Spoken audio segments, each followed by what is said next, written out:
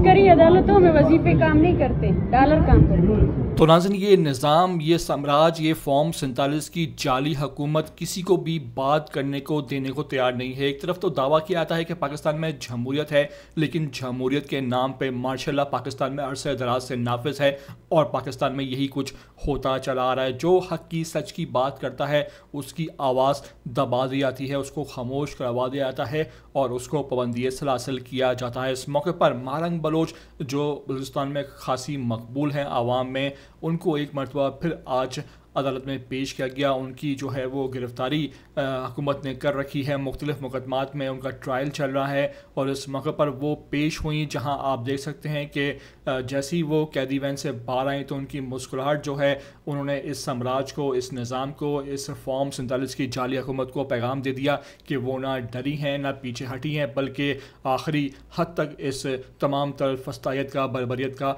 और यजीदियत का मुकाबला करेंगे। इस मौके पर मारंग बलोच ने वहाँ पर इंतहाई हैरत अंगेज़ जुमला कसा। जब वो अदालत में पेशी पर थीं तो वहाँ पीछे एक और ख़ातून खड़ी कुछ कह रही थी, जिस पर उन्होंने बरमला कह दिया कि ये सब डॉलर्स के पुजारी हैं, ये डॉलर्स की पूजा करते हैं, इनको किसी और से गर्ज नहीं, यहाँ अदालत हो, इस्टेब्लिशमेंट हो, सिर्फ यहाँ डॉलर्स चलते हैं। तो ये इस बात का अंदिया था कि ये जो रियासत है, ये साम्राज्य है और ख़ास तौर पर जो इस्टेब्लिशमेंट है ये डॉलर के पुजारी हैं और जो डॉलर वाले लोग हैं जो इनको देते हैं हिदायत, ये उन्हीं पर मनोमल अमल करते हैं। मेरी आपसे रिक्वेस्ट है कि ज़रा वीडियो को आखिर तक देख लेना। आते हैं ETV 247 उर्दू पर, तो लाजमी से आप सब्सक्राइब करें, लाइक करें, शेयर करें और कमेंट करके मुझे अपनी कीमती आरा से लाजमी आगाह ज़रूर कर दिया करें।